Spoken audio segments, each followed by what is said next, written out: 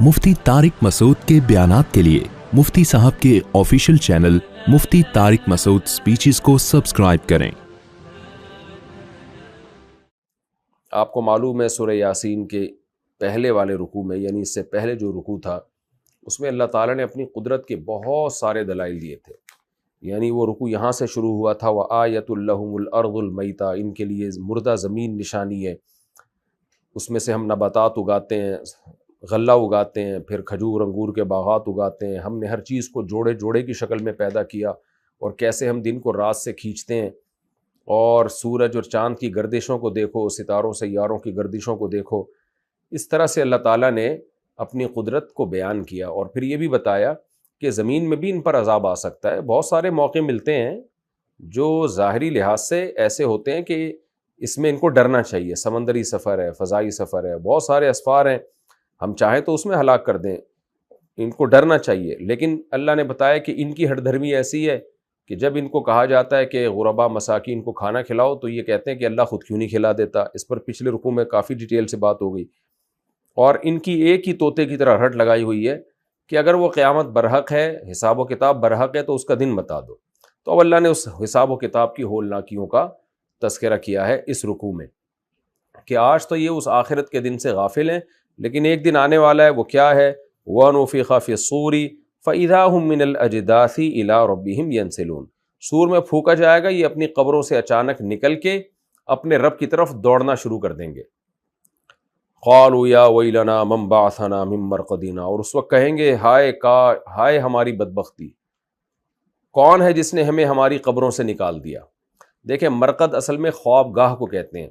अगर इसका लफ्ज़ी तर्जमा हम ख्वाबगाही करें, यानी हमारे सोने की जगहों से या आराम की जगहों से, इसी से हम अगर तर्जमा करते हैं, तो फिर सवाल ये पैदा होता है कि अज़ाब क़ब्र, तो अज़ाब क़ब्र का फिर क्या मतलब है?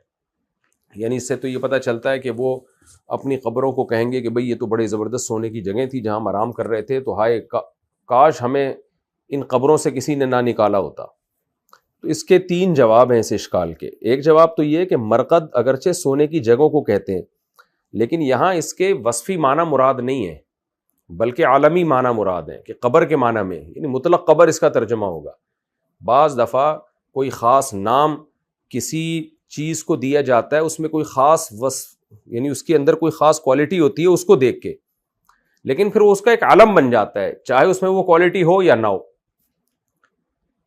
इसकी बहुत सारी हमें मिसालें मिलती हैं कि हमने जब किसी चीज़ को नाम दिया तो हमने देखा कि इसमें ये क्वालिटी होगी, लेकिन बाद में वो उसका अलम बन गया। अलम कहते हैं कि कोई करीने के बगैर जो किसी चीज़ पे दलालत करे, यानी उसमें बस नाम से ही हमें पता चल जाए कि ये है, उसमें वो वाले माने ना पाए जाएं। तो कब्र भी आम तौर पर आराम गाह समझी जाती है। आपने कब्रिस्तानों पे देखा होगा, लिखा होता है आखिरी आराम गाह फलां फलां साहब और सने वफात ये। अब ज़रूरी तो नहीं है कि वो आराम कर रहा हो, अंदर हो सकता है अजाब हो रहा हो, अल्लाह हम सबको बचा के रखे। लेकिन चूंकि ज़ाहिरी लिहाज से, दुनियावी लिहाज से सब अंदर जाके लेट जाते हैं, पड़ जाते हैं बिल्कुल, और सबको पता है अब यहाँ से क़यामत तक कोई हिलेगा भी नहीं, तो इसलिए उसका नाम आरामगाह रख दिया, चाहे हकीकत में वो आराम हो या ना हो। अब उसको आरामगाह कहना हर एक के लिए जायज़ है, क्योंकि लुगत का हिस्सा बन गया वो। अब कोई कहे कि इसको आखिरी आरामगाह तक ले जाओ, तो दूसरा ये एतराज़ नहीं कर सकता कि भाई आरामगाह थोड़ी हो सकता है अजाब हो, तो हम कहेंगे भाई कब्र का नाम ही आरामगाह है। तो मरक़द, कब्र को मरक़द कहा जाता है, चाहे वो सोने की जगह ना भी हो, अजाब की जगह ही क्यों ना हो, सवाब की जगह ही क्यों ना हो। तो इस माना में इस पर ऐन मुमकिन है मरक़द का इतलाक़ किया गया हो, कि वो चूँकि जब मैदान हशर की होलनाकियाँ देखेंगे तो वो कब्र के अजाब को कम समझेंगे, और वो कहेंगे हाय काश, यानी हाय हमारी बदबख्ती, किसने हमें इस कब्र से बाहर निकाल लिया है। तो फिर मरक़द का तर्जुमा यहाँ सीधा सीधा कब्र से होगा, यानी इसमें जो सोने वाला माना और आराम वाला माना है वो माना मलहूज नहीं होगा।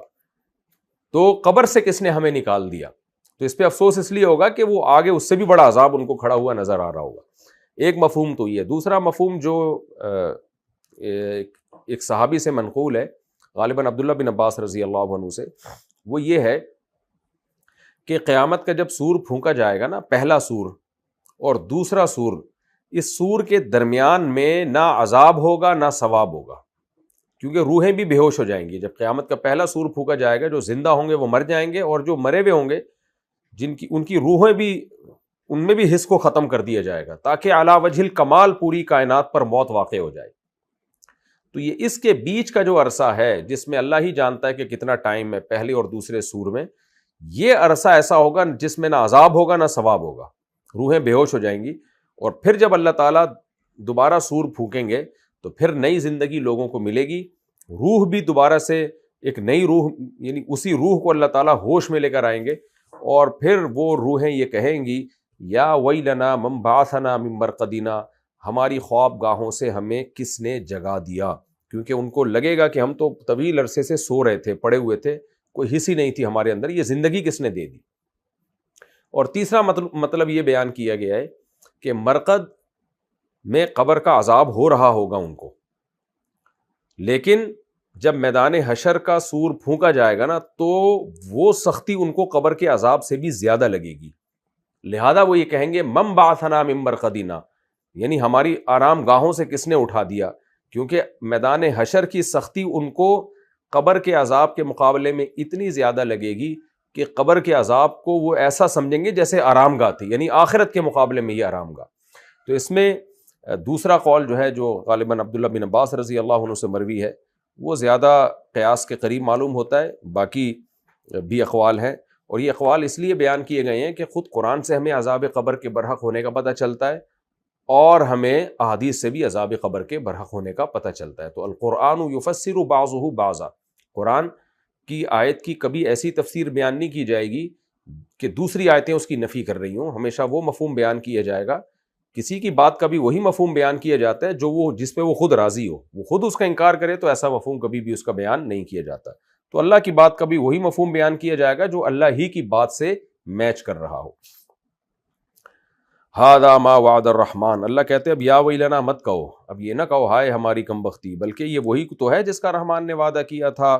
وصدق المرسلون, اور پیغمبروں نے سچ کہا تھا. آدم سے لے کے محمد صلی اللہ علیہ وسلم تک کتنے پیغمبر اللہ کے نمائندے آئے, سب یہی کہتے رہے کہ موت کے بعد زندگی ہے, موت کے بعد زندگی ہے. تو سب نے سچ کہا تھا, آج تم نے اپنی آنکھوں سے دیکھ لیا ہے. ان کانت الا صیحۃ واحدہ, اللہ کہتے نہیں ہوگی یہ پکار مگر ایک آواز. فاذا هم جميع, اچانک یہ سب کے سب لدینا محضرون, ہمارے سامنے حاضر ہوں گے. یہ اللہ نے اس لیے کیا کہ اچانک ایک ہی وہلہ میں سب کو زندہ کیا جائے گا, یعنی بہت تیزی کے ساتھ. یہ اس لیے کہ مشرک اور کافر ہمیشہ یہ اعتراض کرتے ہیں من یحیی العظام وہی رمیم, بھلا بوسیدہ ہڈیوں کو کون زندہ کرے گا, بھلا کیسے زندہ ہوں گے. تو پہلی دفعہ بننے میں تو پھر بھی ٹائم لگتا ہے, مٹی مختلف پروسیس سے گزر کر اسپم میں تبدیل ہوتی ہے, اسپم کو پھر اللہ ماں کے رحم میں مختلف پروسیس سے گزار کر 9 مہینے میں انسان بناتے ہیں.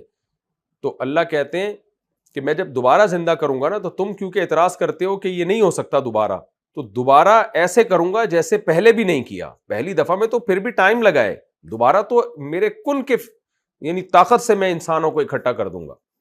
روایات میں اس کی مثال آتی ہے کہ جیسے ہم گھاس پہ بیٹھے ہوتے ہیں نا, جب ہم اٹھتے ہیں تو ایک ایک تنکا کیسے کھڑا ہوتا ہے, تو بالکل اسی طرح سے قبروں سے نا ایک ایک کر کے مردے اٹھنا شروع ہو جائیں گے.